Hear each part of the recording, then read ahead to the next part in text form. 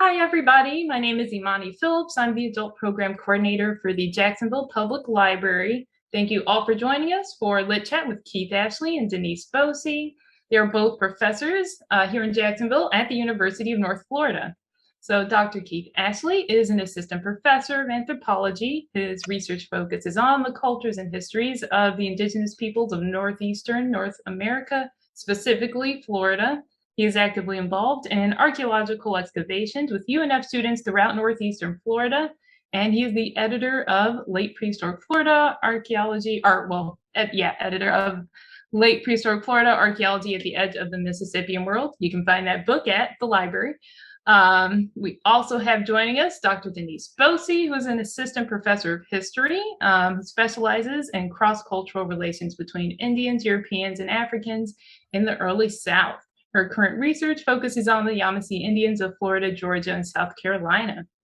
And she is the editor of Yamasee Indians from Florida to South Carolina. Her current book project is tentatively titled Our Land, the Indigenous History of Northeast Florida, which she is co-authoring with no other than Keith Ashley. Oh. So thank you both for joining us here this afternoon. I have just a few little housekeeping things to cover through Zoom. Before I turn the chat over to our speakers, there's a lot of people here today, so I definitely encourage everyone to watch this program through Speaker View, and you can find that kind of if you scroll around to the top right of your screen. It'll give you an option to choose Speaker View, and that'll just help focus on our two speakers here today.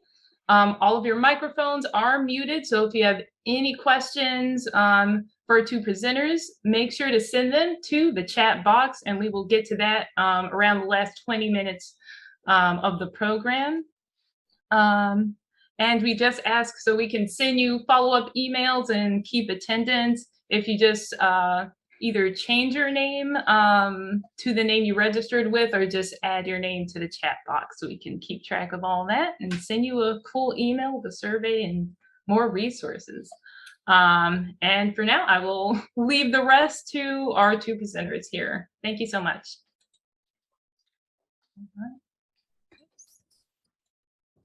And we'll get started.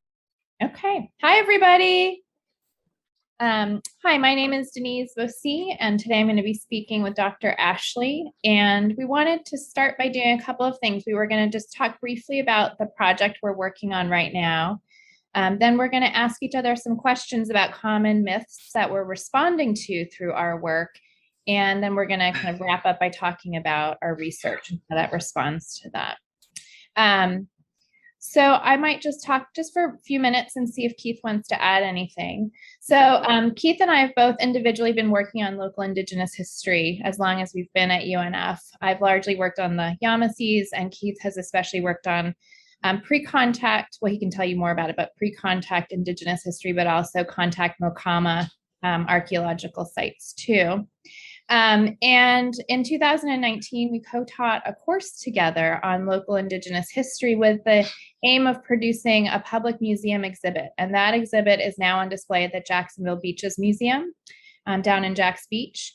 And that work really attempts to respond to a big gap between what the public knows about local Indigenous history and all of the great work that not only we've been doing, but our colleagues in our respective fields, archaeology, history, linguistics, have been doing. So building on that, we've decided to write a public-facing book on local Indigenous history, again, to fill that gap. And we're currently teaching a really exciting class at UNF that is producing digital humanities resources. So a website is going to be launched at the end of the semester with some information focusing on different periods of Indigenous history in our region. And so that's part of what we're doing today is beginning to tackle some of the myths that we think are out there that we've seen in local museums and state and national parks, and also asking for your help to tell us what it is that you're interested in substantially about local Indigenous archaeology and history. And so our book project's going to go from sort of 14,000 years ago to really the present day and the conclusion. And we're going to cover lots of different really important topics, and we'll touch on some of those today. Keith, did you want to? No, I think you covered it well. I think one of the things we wanted to do that in some of our both of our disciplines, there's this arbitrary divide between what's considered to be historic or after Europeans and what's before it. We just basically want to remove that divide and have a seamless indigenous history that goes from 10,000 years ago all the way up until the present. And there's no really divide there separating it out. So we think really to understand any one point in time, we have to understand the historical trajectory that led to that point in time. So we really want to just have this seamless, really indigenous centered history. Yeah. Yeah. So it's really common to still to talk about and label North America as a new world, and it was not. It was an old world. And so that's part of the reframing, right? That's our reframing. We're looking at everything from a very indigenous, long, deep history. So I'm going to open with a question for Keith. So Dr. Ashley, when I go to local museums, something that I often read is that the Timucuas hadn't changed for 500 or sometimes 1,000 years before contact, and then everything suddenly changed with contact. Can you tell me if that's true and just give me a sense of how your work responds to that? Yeah, I think that's one of the most common misconceptions about Indigenous people in Northeast Florida. Really, I think this can be applied to pretty much all Indigenous people. Most people think that they are just a timeless people whose history never changed. That basically 500 years, 1,000 years, sometimes thousands of years prior to European contact, it had not changed. Then all of a sudden, Europeans arrive, and then there's substantial changes. Oh, there's migration, there's coalescence, there are people moving to different areas, coming from different areas, all these different processes going on. I would argue those same processes have been going on for 5,000, 7,000 years in this area. So it really is kind of nothing new. I also think this timeless people kind of renders them as static, frozen in time, and that there are people without history, and nothing could be farther from the truth. Jacksonville has an incredibly rich, diverse, and dynamic Native American history. And it's one, unfortunately, that I think is somewhat underpublicized and underappreciated. It's one that's largely unwritten and it's largely forgotten by people.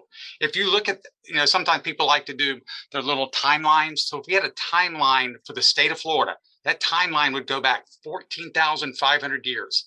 And 96% of that timeline would be exclusively in Indigenous history. The next 3.5% would be also including Indigenous history as well. So this is something that's really, really important. And we really are trying to find multiple ways to get this information out. A lot of times we write just within scholarly articles and scholarly publications, but we want to move beyond that. We think we have a strong responsibility to the general public as well. So we're trying to take what we're doing in our research and bringing it through, whether it's the museum exhibits, whether now through websites and DHI, which is Digital Humanities, public lectures, all these types of things to get this information out. When I talk to people here in Jacksonville, most people, when they think of an Indigenous history, their image is like a 5-year window in the 1560s. That's it. It's that 5-year window about the Timucua. And that history is just a passing glimpse into a history that is 14,000 years long. And it's also a history that is filtered through European eyes, European worldviews, European perceptions on everything. So what it is, it's a history that goes 14,000 years before that. It's a history in our area that continues 150 years after, and throughout other areas of the state and throughout North America, it's a history that's still going on today. So we have an incredibly, incredibly rich history. I said, real quick, the history is 14,500 years in Florida. For our area, probably the earliest evidence we have is probably a Clovis projectile point that was found on the beach. So that would be about 13,000 years ago. One of the reasons we don't have a lot of evidence for that really early first humans in this area, the first people of this area, is because at that point in time, the state of Florida was twice the width it is today. So right now, if you go to the Neptune Beach and you put your toes in the ocean, and then you project yourself back 12,000 years ago, that water is actually 90 miles away from you. So right now, during that Paleo-Indian times, we were all in the hinterland region. So probably all that early occupation is underneath the Atlantic coast waters. So we start getting our first glimpse into this full time about 6,000 years ago. They're living here on a full time basis. So I think we need to be careful. While I'm all into that deep history, we need to be really, really careful not to relegate Indigenous people, their importance and their presence just to the ancient or the deep past. They are here today. Okay, they are part of what's going on. So sometimes when I go to museums or when I read things, I hear about the Indigenous people of the region, or broadly being, they've vanished, they've disappeared, they're gone. So this is kind of extinction. Why is that extinction, or they're vanished, they're gone? Why is that a myth, Denise? That was a really smooth transition. Nicely done. Yeah, so this is something that we see in a lot of local sites, right? One of a couple of different options, right? We either see Timucuas in our region, Satiriwa, Timucuas Mocama speaking Timucuas, who are part of a story, sort of a backdrop actor to French and Spanish colonization efforts. And sometimes in these sites, they just sort of disappear. So you just sort of, they're there 1 minute and gone the next. In other sites, we see narratives about extinction, right, through epidemic disease. Occasionally, we actually do start to hear a little bit of context through slave raids. Often, it's a narrative that they couldn't coexist in a modern world. And so there are a couple of things to note. The first is that extinction itself as a construct is really damaging to Indigenous people. I call it a paleontological term, right? It's a term that we usually use when we talk about dinosaurs, for example. And it's sort of putting Native people back in that natural history museum. And we're trying to bring them out and show them to be political actors, modern people in and of themselves. And that's another thing to note.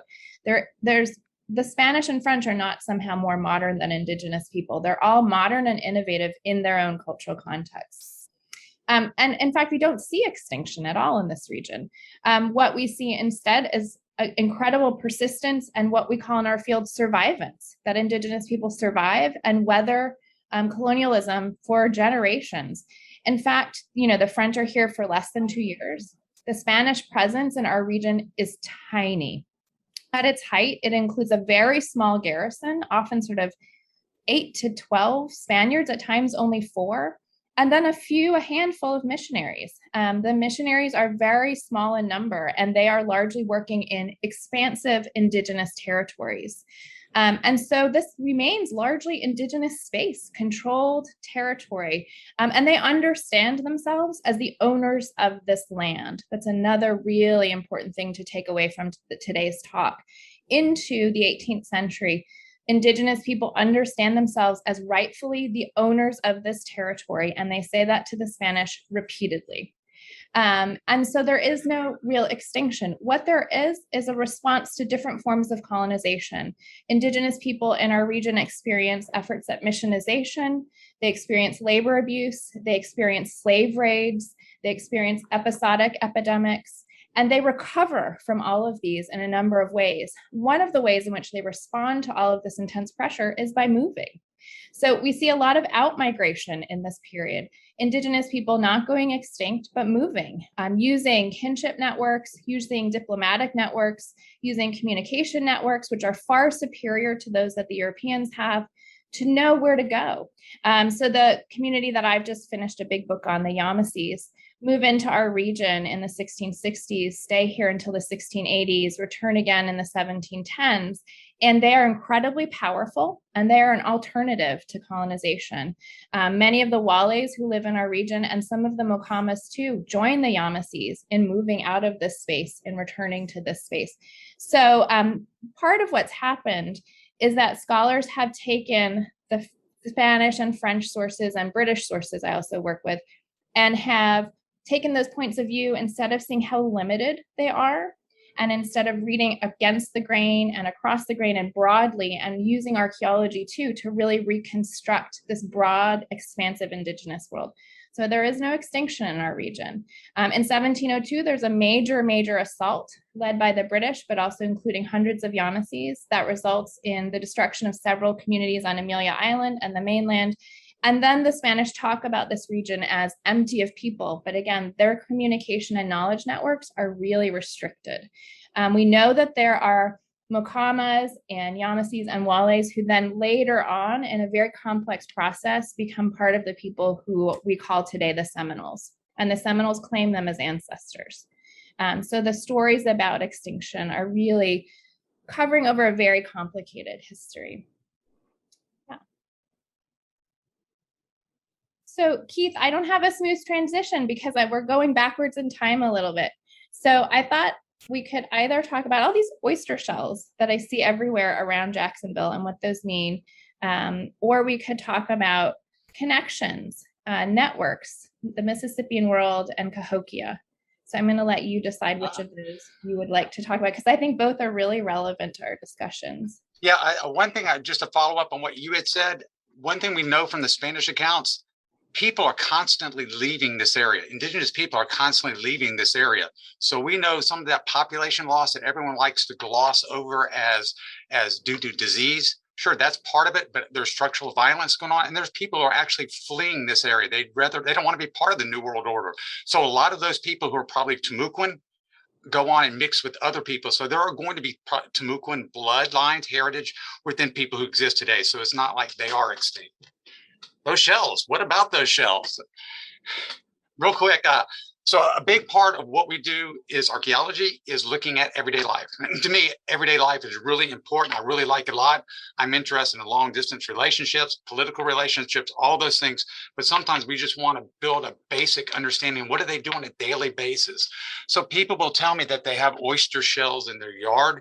And what we see is most of the sites we are dealing with are within the estuarine area of Jacksonville. So along the lower reaches of the river and along the coast and the Barrier Islands. They really are exploiting a lot of shellfish. So a lot of times that's just incorporated into their diet, and so they throw it away. So a lot of times we have shell and it's just simply garbage. We call these middens. And in with the shell, a lot of times we'll find animal bone, we'll find broken pieces of pottery, discarded broken tools, all kind of great things that can help us to really understand their daily life.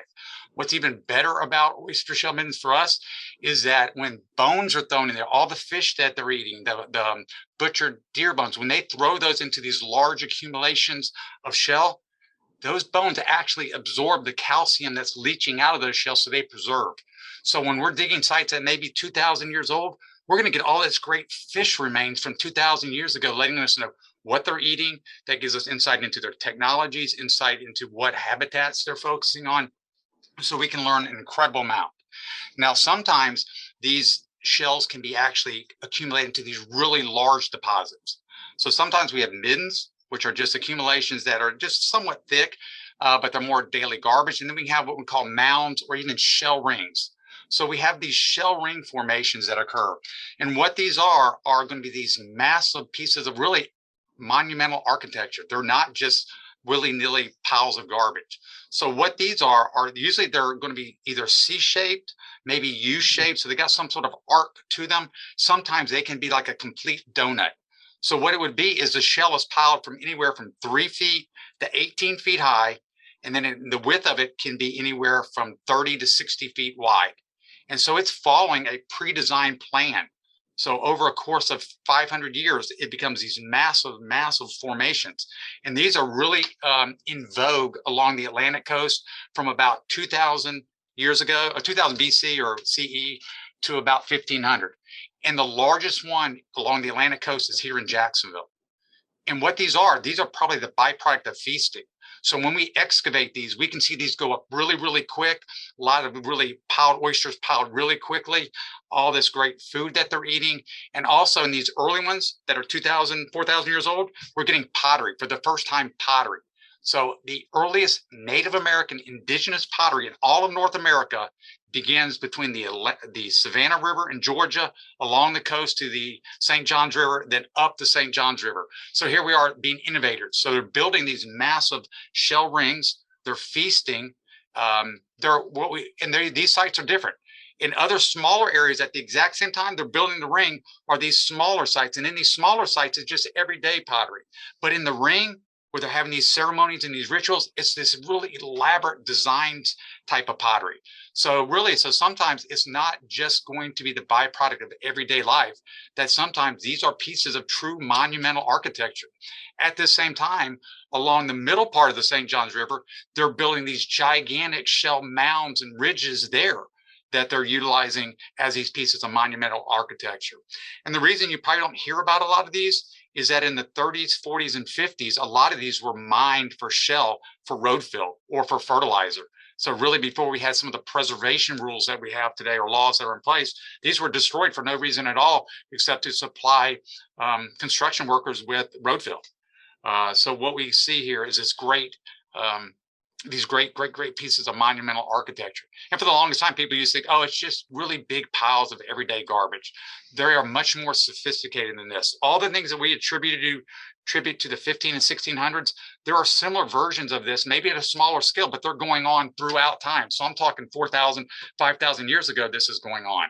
Then if I jump ahead to 1,000 years ago, it's the interactions that Denise had led to that I'll talk about a little bit later.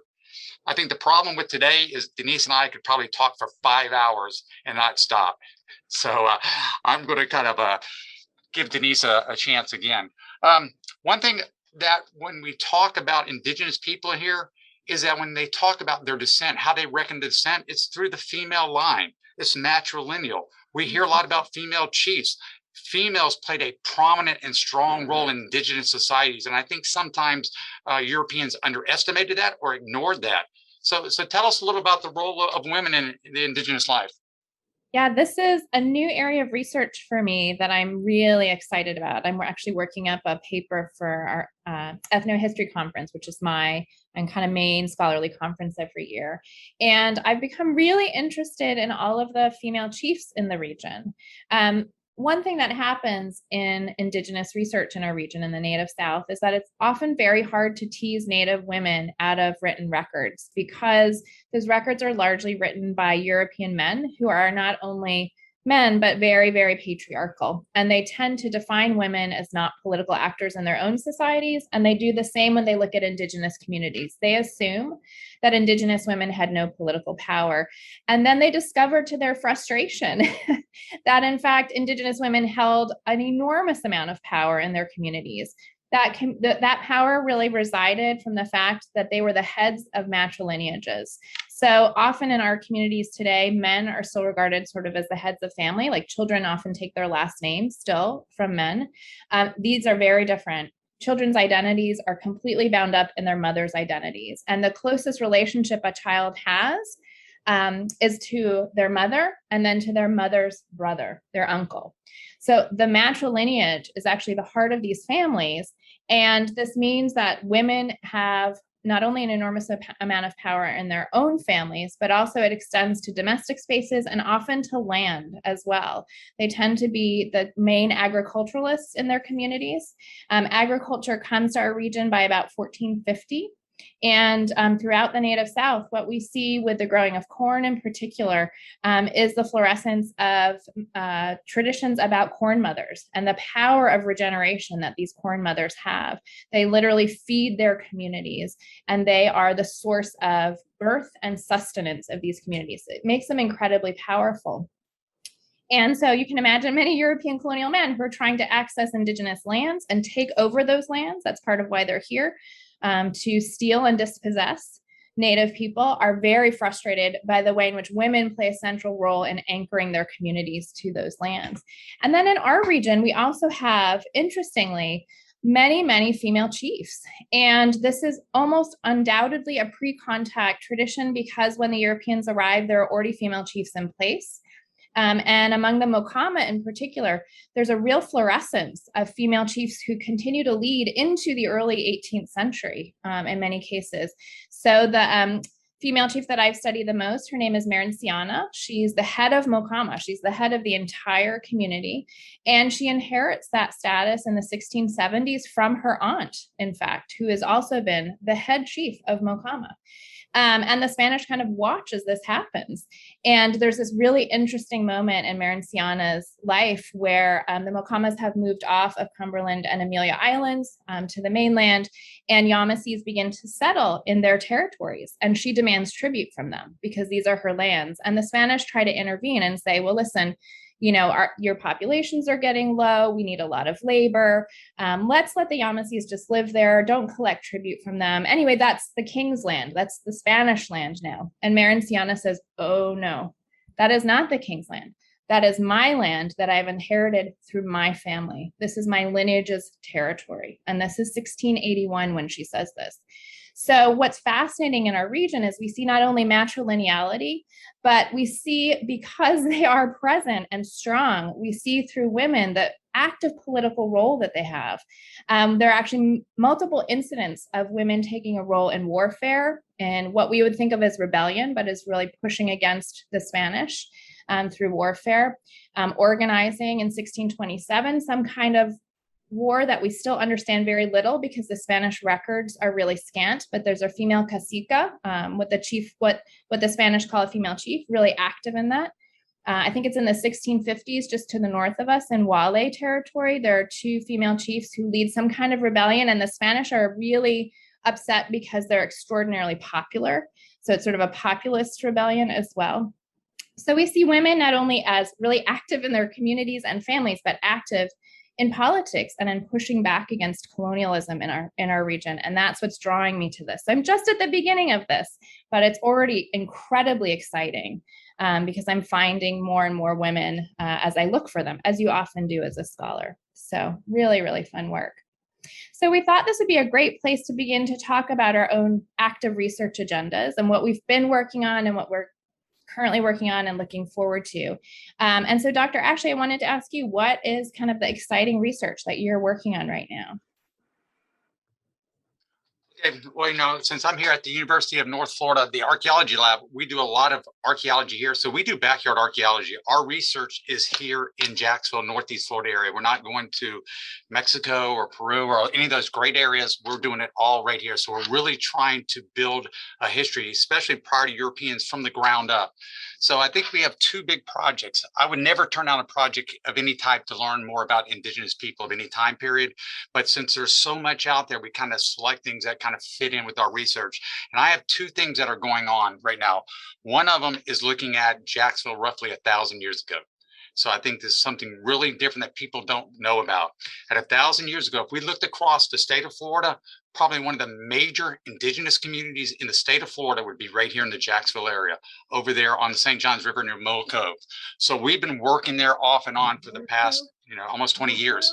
And it's an incredible site. We are finding materials that are coming from far-flung areas of Eastern North America. So they're dealing with the world at this point in time. It's not a global world, but it's a world that's covering pretty much a lot of the area east of the Mississippi River.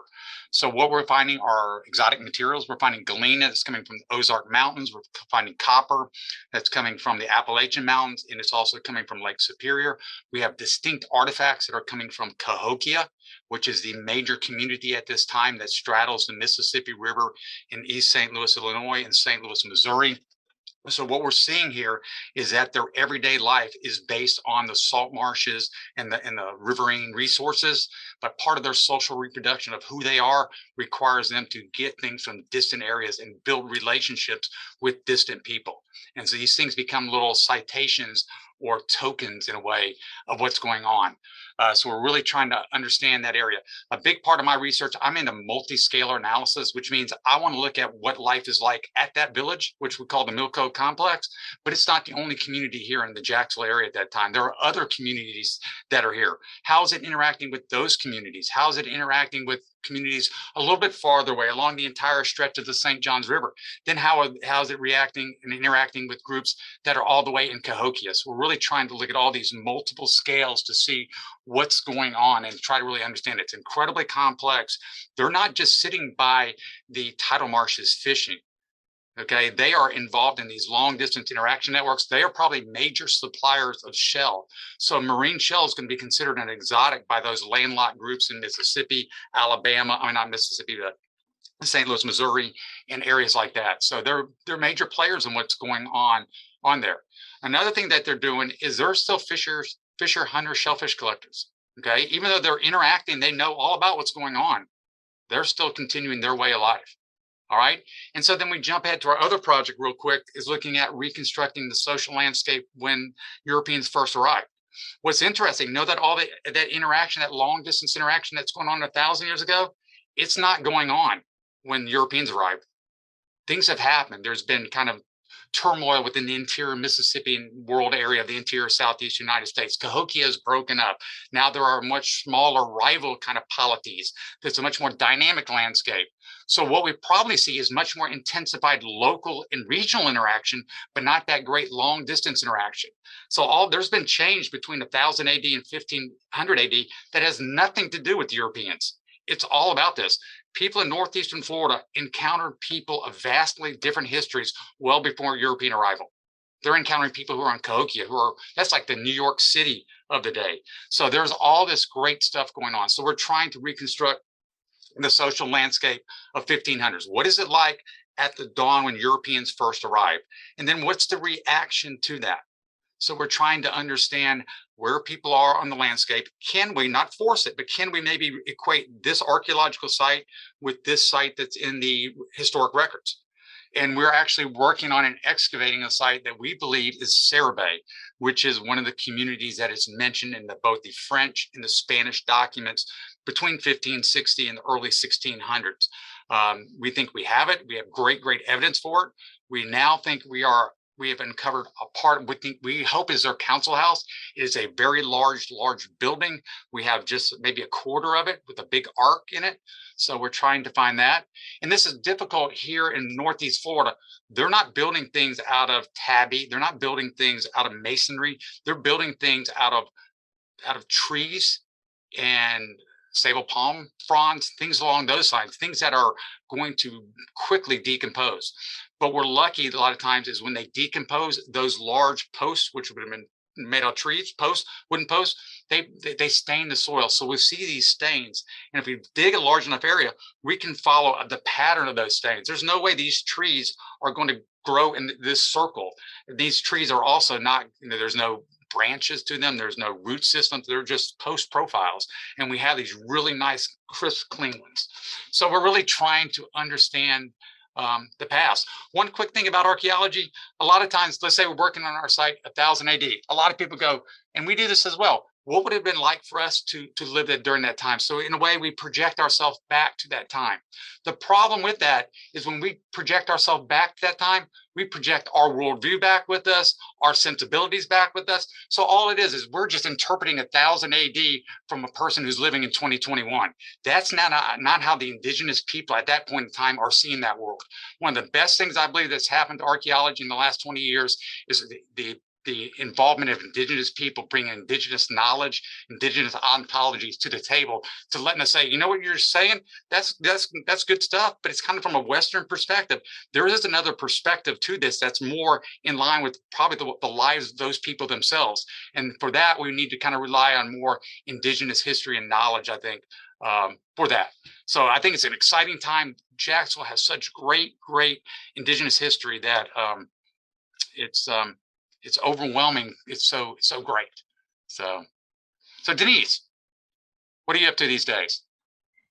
So, as you know, Keith, I just finished a massive manuscript that took me, 150 years to write on the Yamasees. And this is really the beginning of our partnership, because to understand the Yamasees was quite a trick. They were an extraordinarily powerful, uncommonly powerful indigenous nation that weathered colonialism by using mobility itself as a key tool. And to understand their mobility, I had to go back to archaeology and to look at how their ancestors used mobility, because not everything starts with colonization, right? The way in which they adapt to colonization is rooted in their ancestral practices. So the Yamasees lived across many parts of the South. Their core ancestors were from interior Georgia. They were ravaged by a series of slave raids in the 1650s, which prompted them ultimately to move into our region, into Wale, and then finally into Mocama. And then also to disperse across parts of Florida between 1660 and 1680. They maintained a massive network that spanned from coastal Florida to the interior, up to the Chattahoochee and down the St. Johns. They moved in the 1680s, and when they moved north into what is today southern South Carolina, hundreds of people from our region, indigenous people from our region, went with them because they were so powerful. They created an enormous nation. Enormous, not in terms of population, but in terms of power. In terms of population, it was roughly the same size as Spanish Florida, so about 1,500, 1,400 people, but much more powerful than the Spanish in many ways, connected. And then many come back. After a massive war, they launched the largest pan-Indian war in the history of the South, and many returned to ultimately St. Augustine and the Panhandle. And so tracing that really complex history from the 11th century to really the late 18th century took me a long time and a lot of pages, but it taught me a lot about our region and about archaeology. And so now I'm shifting to doing not just the Yamasees in our region, but looking at the Wales and Mokamas in our region too, and working with Keith on this very tightly focused book where we try to relate the complex, important history of our region through Indigenous lenses. And again, what's to emphasize here is it's the Mokamas, but it's also the Wales and Yamasees who live in our space. I think we often just talk about Timucuas. When I say Mokamas, that's a particular dialect of Timucua. That's the dialect spoken in our region. So it's not the name of a polity, but it's really the name of a group of people who speak the same dialect. And what's really exciting about that work, and this is not my own work, but I'm introducing it because I think it's one of the most exciting things to have happened in Indigenous studies throughout North America in decades, not just in our region, is that Dr. Aaron Broadwell of the University of Florida is currently reconstructing our Indigenous Mokama dialect in partnership with Alejandra Dubkovsky, who's a wonderful historian, and also groups of his students.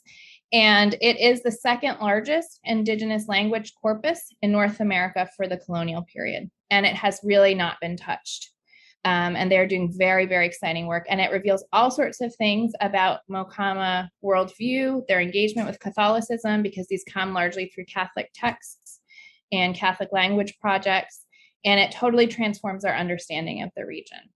But I don't want to run into question time because I could talk forever about my work. We've got some questions that have already come through. So I'm going to take some of these and ask Dr. Ashley and I to think about them, but feel free to put some more in the chat. So we got a first question about whether we were going to hear, this is from Kelly, whether we were going to hear about Saturiwa.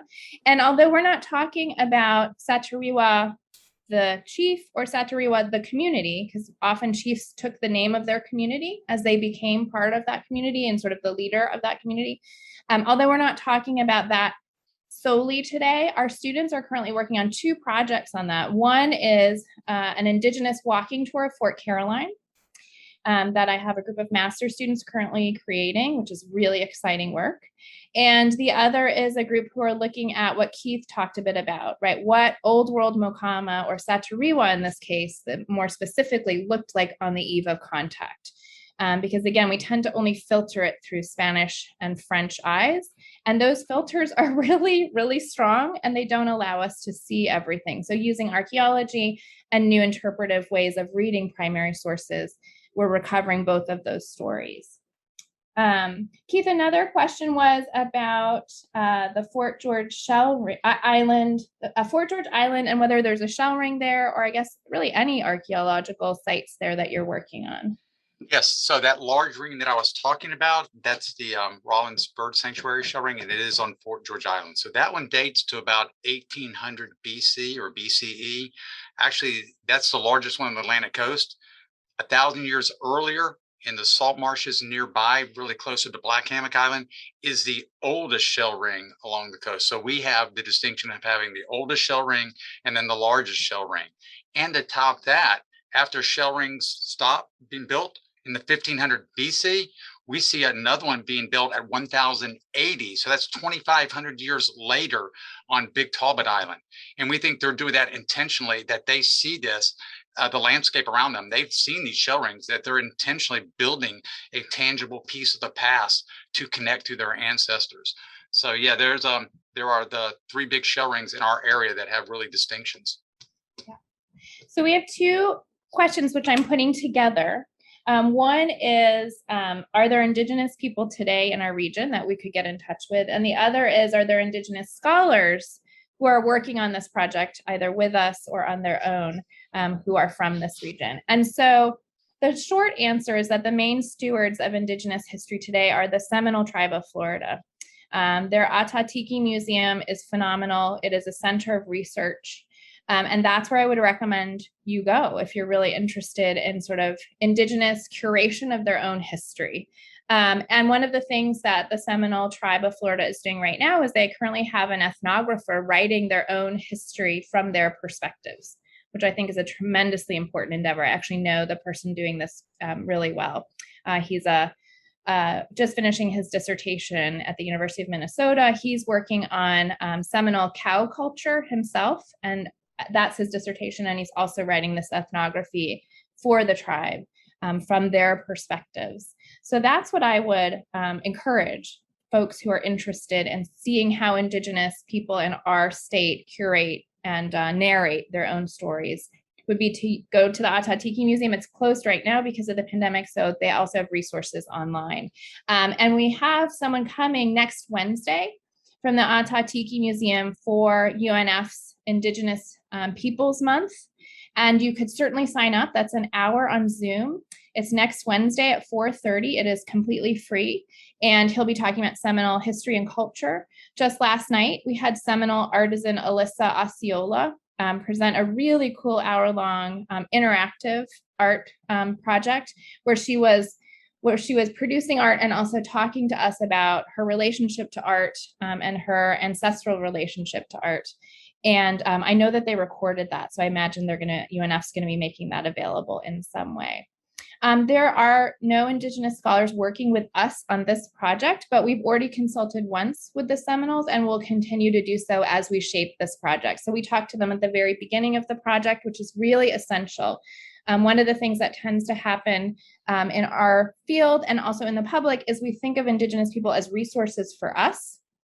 That's not the case. We are resources for them, right? So it's really important for us to talk to the Seminoles and to create some kind of a partnership where we're doing that from the beginning. And instead of seeing them as people who need to answer our questions, instead feeling ourselves as responsible to telling part of their ancestral story.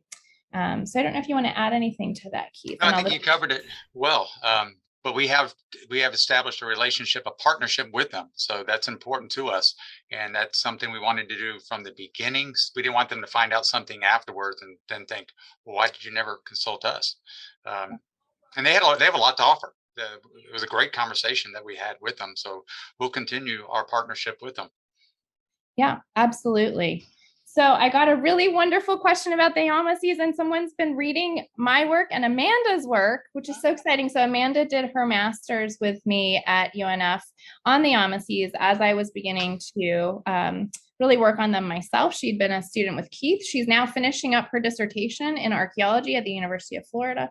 And someone asked about more work on the Yamasees. I have a lot of other publications too, like book chapters and articles.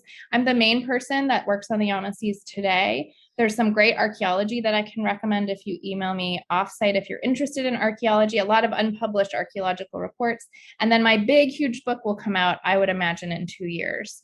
But I'm sort of the main person that's been doing that work because it really is very painstaking work and it hasn't attracted a lot of other scholars, but I hope to. And in fact, there's currently an archaeologist who's decided to do her dissertation on a site in South Carolina, partly because she and I connected. So that's really exciting. And then a lot of people have asked about these female chiefs and whether they were documented. I'm just using Spanish documentation. They're all over the place. So it's not hidden. It's simply one of those instances, again, where what we know as scholars is not being showcased in the public. So this isn't a secret. It's not a new discovery. In fact, there's a great dissertation that was written quite a while ago on female cacicas throughout the Southeast, and it has a whole section on our region. So I'm not the first person to think of this or be interested in this, but there's just this gap and we need to get this information out. And I think it's really important, as also a mother myself of a daughter, to think about alternative constructions of gender, different societies in which women held real meaningful power. So it's all there. It's all there. Okay, let's see some, lots of other questions have come in, which is so great. I don't know if the Seminoles have a YouTube channel, but again, I would just direct you to the Atatiki Museum site to see if you can find, they've got, I know that they maintain like a newsletter or actually newspaper there. And let's see, we also got a question about areas of habitation where someone can go to talk and learn. So that's Atatiki. So that's the main space in Florida, where if you're interested in Indigenous history that is Indigenous controlled, that's again the main space to go. Okay, any other questions that I might have missed as I'm scrolling, or any other questions out there that you've thought of? Something we're really interested in is in thinking about our book as responding to gaps in knowledge and responding to mythologies, because there are unfortunately a lot of mythologies, really damaging ones, that circulate throughout our local museums, state and national parks. And I don't think anyone means to do it. I think there's just, again, this huge gap between the scholarship and public perception. And I almost see like a copy and paste happen, you know, where people are just reiterating what they've seen on someone else's site. So we are here as a resource. We've created this exhibit in the Jacksonville Beaches Museum. I've worked with the Amelia Island Museum. We're open to working with anyone who would like to partner with us. We're here really to help shape Indigenous public history. We do not have a museum where you can go and learn anything about Indigenous people. It's always a tiny part of like a bigger site. We would love to build something meaningful one day, where you could go and learn all of this important history that we're telling you. And so that's the work that we're really embarking upon together. We just need a really generous donor. So if there's a really generous donor out there, this is really important. We have really rich, incredible, important Indigenous history. So what's the biggest piece of misinformation about the Indigenous of this area that we should know? So we've tackled a bunch of them. What have we missed? What have we missed? What do you think, Keith? What else? Trying to remember, I have a whole talk where I deconstruct all the myths. I mean, there's definitely the myth of extinction by epidemics, which is not true. There's definitely the myth of conversion. That's another myth we haven't tackled because it takes a long time to explain. But there's a myth that floats throughout really Florida, that somehow a very small number of Franciscans converted to Catholicism virtually instantly, tens of thousands of Indigenous people. And it's a myth that's perpetuated not just in public realms, but also by certain select scholars who reiterated this myth for really since the 1960s now, beginning with Michael Gannon's classic work. And the problem with this myth is that most of the documents that are used to make this contention are documents written by Franciscans asking superiors for more resources. So much like a grant application, which I have lots of experience writing, you stand a better chance of getting that grant if you tell your audience what they want to hear and you tell them how successful you've already been. So to get more missionaries, to get other kinds of resources, Franciscans write these very glowing letters about baptizing and thereby converting, in Spanish terms, allegedly, tens of thousands of Indigenous people. And the real story is so much more complicated because in our area in particular, most often these Franciscans are a very small number and living in an Indigenous controlled world. And so they're also talking to Indigenous people who, as Dr. Ashley's made clear, have a long history of interaction with outsiders and a long history of talking to and thinking about religion with other people. So it's not as though the Franciscans turn up and magically turn all of these Indigenous people into Catholics in their terms. And so that's something we are tackling on the site too. So that's another myth that I would just encourage you to think more cautiously about because it's one of the kind of cants of colonialism. And it's very damaging. It denies Indigenous people religious agency. Anything that you would add? No, I think we've covered a lot of them. Is that just that there was just so much change over time? A lot of people would say, well, when the Timucua were here in 1560, does that mean it was their ancestors who were the first ones to come into Florida 10,000 years, to come into this region 10,000 years ago? I don't think we can say that. We don't like to use the word Timucua too far back in time because there are people moving into this region. There's people moving out of this region. There are small numbers of people staying, new people coming in. So all these processes that we associate with contact, ethnogenesis, coalescence, diasporas, migrations, all of these things are occurring throughout the time here. So it's really complicated, and it's not just, oh, they're getting more people and more people and more people, and it's getting bigger and this and this and this. Things are waxing and waning. We know that there's this complexity that goes on at 1000 AD with this sedentary where they're living in these larger communities. Well, that breaks up and they're probably moving around a lot, and then they resettle again before they become the Mokama that we know of in the 1600s. So it's really much more dynamic than and nuanced than most people think. Yes. Yeah. Yeah, absolutely. And so big message that we're making today too is that Indigenous people have rich, deep histories and strategies. And when Europeans arrive, they put those into play, right? And Europeans arrive into, and especially in our region, there are very few French and very few Spaniards. And they are living on the edge, the literal physical edge of Indigenous worlds. For a very long time, they're in the dark.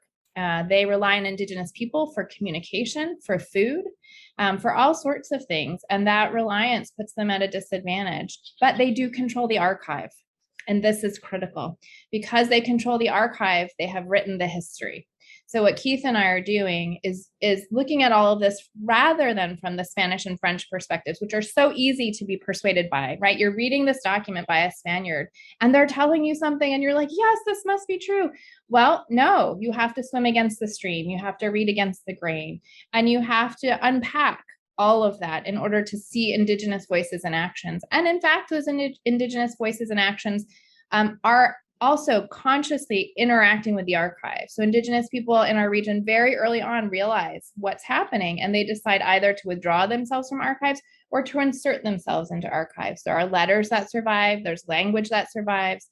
The translation project I've been talking about, what Broadwell has most discovered is that for a very long time, until about 5 years ago, everyone assumed that the Franciscans were the one translating the Mokama portions, the Timucua language portions, and they weren't. In fact, what he's found is that the one missionary in particular, who's long been heralded as the best linguist of his age to very recently, was a poor linguist who made very simple grammatical errors. The real scholars on the Mokama side were Mokamas themselves, who very rapidly adopted European forms of literacy because they already had Indigenous forms of literacy, not a written alphabet as we're thinking about it, but other forms of literacy, developed forms of, for example, sign language. They already had a word for writing before Europeans arrived in our region, which means they already had some form of writing. It might have been tattooing, it might have been painting. There are also all sorts of ways in which they're marking physically the landscape. They also have map making techniques before Europeans arrived. So there's this whole sort of perspective that needs to be taken into these archives and into these documents that we're doing. So we got another question about Indigenous gender, but it's actually about Indigenous sexuality. Gender was binary for the most part, with men and women having very defined roles, although I'm currently sort of messing with that, with some of those divisions, right, as I look at the power of female caciques.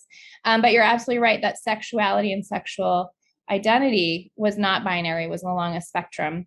We have just a little bit of that in our region, and it's quite a problematic text that we've got, so it doesn't give us a lot of insight, as you can imagine, because all of the documents and images are being created by Europeans who also have a more complicated gender and sexuality construction than we tend to assume, but try to enforce binary rules, even as many people within those societies lived outside of those binary rules. It becomes really hard to unpack. You need more sources than we've got. So the little bit that we have has been examined by one scholar very recently. That scholar's work's been really criticized because they didn't use any archival sources, just published sources. So it's hard to say a lot more there. There is a very vibrant, scholarship on Two-Spirit people, but here there's just not a lot of data, like not a lot to mine in the sources so far. That will probably change over time. So I wish I could say more, but there's just not a lot to work with. But I agree that it's really important. Let's see, anybody else, any questions or anything that's occurred to you to add, Keith? No, one thing just real quick, and one of the initial questions was about Satariwa. Really, the Mokama leaders in general, they're much more sophisticated and savvy than the French are giving them out to be. there is actually a large scale political intrigue that's going on between the various Timucua. The various Timucua are engaged in relations either as allies or enemies. And it's a really dynamic landscape, and the French and Spanish come into this landscape, and the various Timucua try to use them as much as the French are trying to use the Timucua. And in fact, I think the Timucua are succeeding more at this than the French and the Spanish are, but it's being presented completely different in the documents. So I think it's and that's just not us trying to revise things. People always say, oh, you're trying to revise history. I think we're trying to be critical of history, historical sources. We're also bringing different types of data to there. We're finding much more evidence. So really, things do change because we get better, sophisticated, I think, theories and approaches to doing things. We get more evidence. We get more archaeological evidence. And we can really challenge long-standing interpretations as being wrong. Yeah. Yeah. And that's what's great to me. What is great is archaeology is always a work in progress. I really don't know anything 100%. Based on all the evidence we have, all the available evidence, what we're thinking, this interpretation, this story fits good, but that could be subject to change as soon as we find more information. So it's great to work with and try to stay as true as possible to the information and evidence that we have, but that can change as we find more. Maybe we can strengthen it. The best thing we do is when we can start adding more nuances to our interpretation. That's when it gets great. But there's a possibility we could start turning up multiple evidences that can say, you know what, where you're going may not be exactly right. So I think it's real great. And that's why it's always a challenge. Yeah. So one person asked about, another question popped up. One asked about special exhibits during the city's bicentennial and a theater play to represent. So we have not been asked by the city to do anything. I think this is part of the issue, is that Indigenous history in Jacksonville is still really marginalized. It's not represented well in most sites, not because people don't want to, but because of the lack of resources. I think it's often not on anyone's radar, and they just don't think about it. It would have been great to have been incorporated into the celebration. It would have also, decolonized the celebration a bit. We do have a problem in our region, in both Jacksonville and St. Augustine. We tend to celebrate and glorify, memorialize, and commemorate colonization without taking stock of its violence. And colonization was intentionally, inherently violent. Yep. And that by design. Missionaries were violent by design. Colonizers, slavers were violent by design. And so there's a problem in our region with really reckoning and telling the hard truth of the past. And so it's easier just to not tell it at all. And that's what's happened. Indigenous history in our region has been intentionally erased. And then that's been perpetuated. And so, for example, with the school renaming last spring, it was nearly impossible to convince everyone that we shouldn't have a school named after French colonizers, and to convince them that colonization is damaging. A theater play. Well, I would turn that to Keith. He would write the theater play. Hey, can we plug our museum exhibit? Because they could go here to Timucua there. Do it again. I've done it twice, dude. Yeah. Our exhibit is great. Do it. Yeah, so it's at the Jacksonville Beaches Museum. So I think it really has what we think is a more updated. We're really trying to take all the information that we're finding that's more cutting edge, that we vetted. We feel it's really solid and starting to get that out now. And you can go there and you can hear Timucua spoken for the first time in this area in 500 years. You can press the button. You can hear all sorts of amazing things. And students designed that and came up with some of the very best ideas. So that's a UNF student driven project as well. I mean, we did a lot of work too, but it was wonderful to work with them. It's the Jacksonville Beaches Museum in Jacks Beach. Yep. And I could put in our website too for when that becomes live. We have a virtual tour of the museum, but it can be very clunky to use. Oops, I can't get maybe you can plug it in. I can't get my Safari. Oh, there it is. So I can do that. So I think we've got time for one more question. And otherwise, it was so wonderful to talk with all of you. If something occurs to you later, if you have a question, I mean, we're really looking for public feedback because we are actively, trying to make this very publicly accessible, the book that we're writing, all the resources that we're making. That's our real intention, is to transform public awareness about local Indigenous history. So we need your help for that. We tend to talk to scholars all the time and to our students. And so, you know, we've got to learn how to, what your questions are and how to best answer them. There are no links for the female chiefs. This is all, you know, research I'm doing and all scholarship. But once we have stuff, it will definitely be in the book, for example. And if anyone's interested in kind of what we're doing at the UNF Archaeology Lab, we have a Facebook page and a website. So it kind of can give you some shots of students in action. So what's great for me is I just have great students that are here at UNF, and I get to be the mouthpiece for all this great work that they do, you know, every year. And sometimes they write little papers or they'll do little things and they don't realize how much they're really contributing to the overall project of what we're doing here. So. Yeah, and your lab has an open house coming up. Yes, the lab, anyone wants to come by the Archaeology Lab, November 12th, 10 a.m. to 2 p.m. in Building 51, room 1204. Just email me. But yep, we'll have stuff from the local sites we've been working on, namely Mill Cove and Sarah Bay, which is a Mocama community on Big Talbot Island. So come and visit anytime. So someone asked about, I don't know how, can we go longer, Imani, or do we need to? We'll have to wrap up. Okay, have to wrap up because we could just keep going. All right, but yes, let me see. Do you want, if anyone has any questions, to send them over to you guys, or? Yeah, that's fine. Yeah. Okay. Fantastic. So I will leave an email in our thank you email, just in case any of you have any leftover questions or are interested in partnering with our speakers here today. And I'll just wrap things up really quick, but I just want to thank Dr. Bossy and Dr. Ashley for being here today.